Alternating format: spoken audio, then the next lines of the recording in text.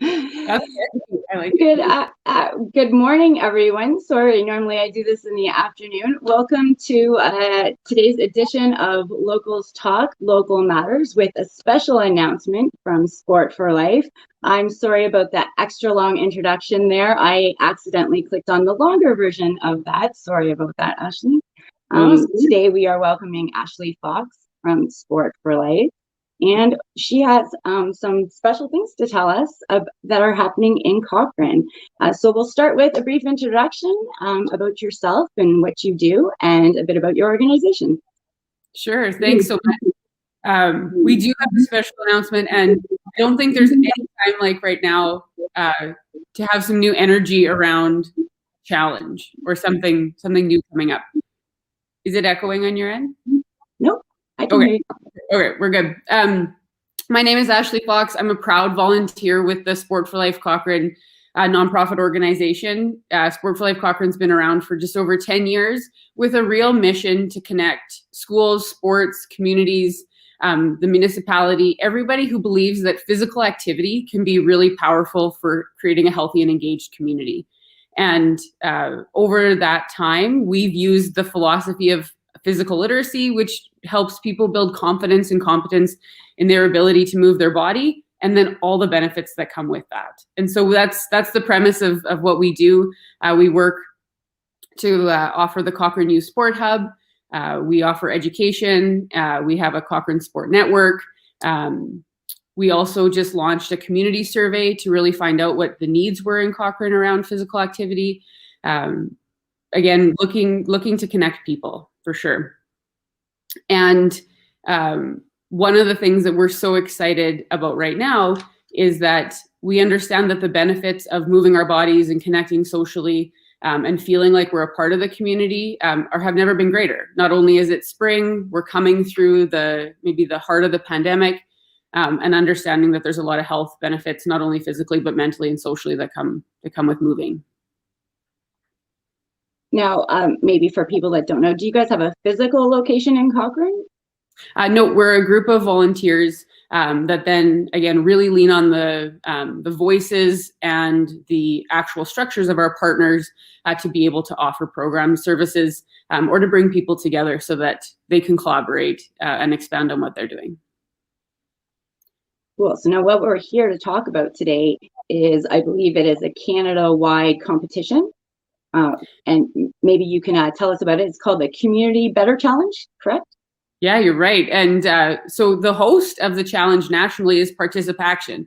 So for those of you that remember Hal and Joanne, those were the Participaction days. You might remember the 60-year-old Swede that was a commercial way back in the day. But Participaction has evolved like a lot of us, understanding that getting the local fire lit in the community will have a really great impact for people. So Participaction is the host nationally, and we've, as Sport for Life Cochrane, have taken on the host responsibilities here in Cochrane to take on the Community Better Challenge.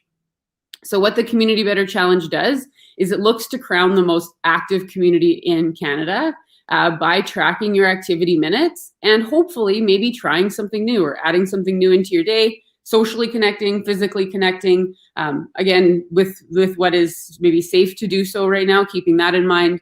But looking to crown the most active community in Canada. And we definitely believe that can be Cochrane. The winning community does receive $100,000 to put towards creating more supports around physical activity and wellness in the community as well. That's awesome, $100,000. So how do we stack up compared to other communities? Like, are we a small community? Do we have a chance? So that is a great question. And to be honest, right now, we're just, as we talked about, Samantha, a few people may have already heard that this is happening, or we're just getting going, but really we're here to launch and support and get the energy out there. But already we're number 20. We're the 20th community in Canada right now. That's where we're ranking for people who are just downloading the app and starting to track their minutes. So I think with even more energy and more community support, and maybe telling a neighbor or somebody you see out on the pathway, we could definitely see that ranking come up. And the nice thing is that they use your postal code, and then your activity minutes are calculated per capita.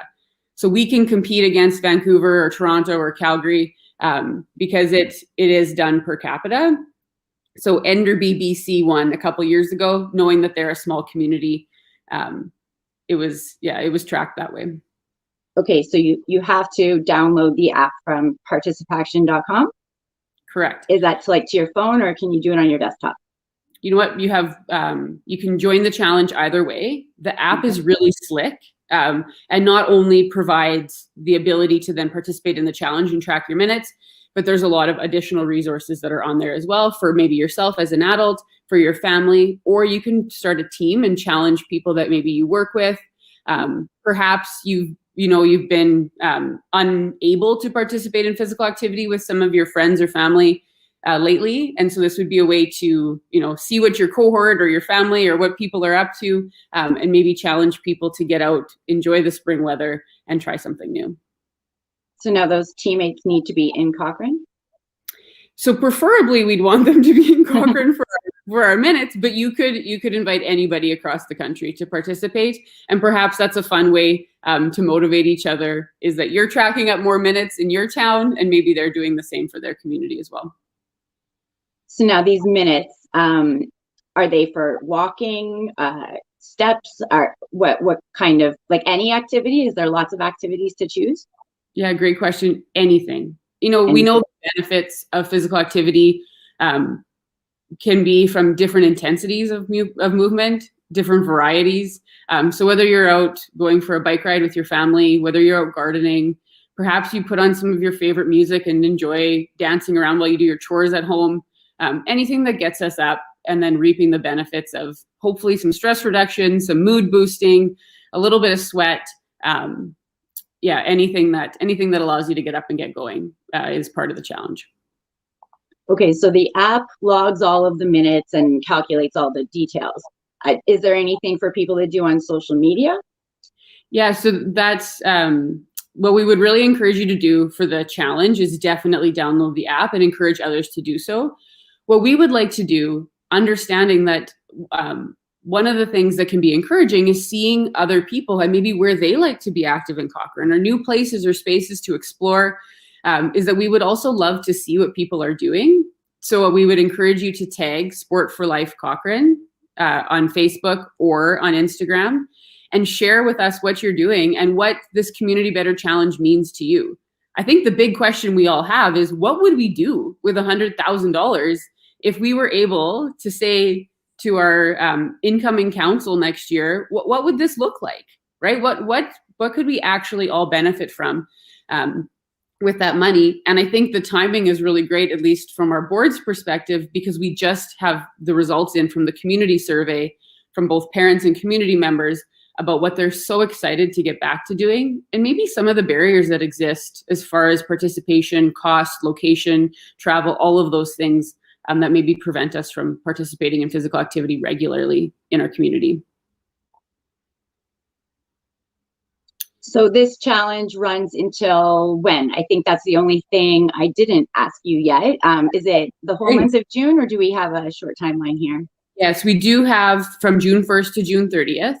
And one of the things we used to offer in June as a Sport for Life Cochrane board was an exposure day. So all sport one day, maybe that families are familiar with participating with in Calgary as well, where our children and youth were able to try new activities for the day before signing up, perhaps meet some of the great coaches and leaders that exist within our sport organizations and the sport system in Cochrane. And we were unable to offer it this year. And so we were excited that we could use something like this challenge to, again, promote the same experience, to try something new, perhaps connect with people socially as well, but that we can also have some fire lit for when it's safe and the reopening continues to happen, for people to get back involved in sport and activity, sport and recreation. I know the Spray Lakes will be opening soon as well. Day camps have been shared. So these are all things that maybe your family conversations are happening with, or you're in your peer groups around what physical activity can look like. So yes, to answer your question though, is June 1st to June 30th is when the challenge is taking place. So we would encourage you to track all your minutes and start sharing as much as you can on social media in the meantime. Now, if I missed putting my minutes in for yesterday, can I do that after the fact? Because I just realized I didn't do that yesterday. That is a great question that's come up quite a bit.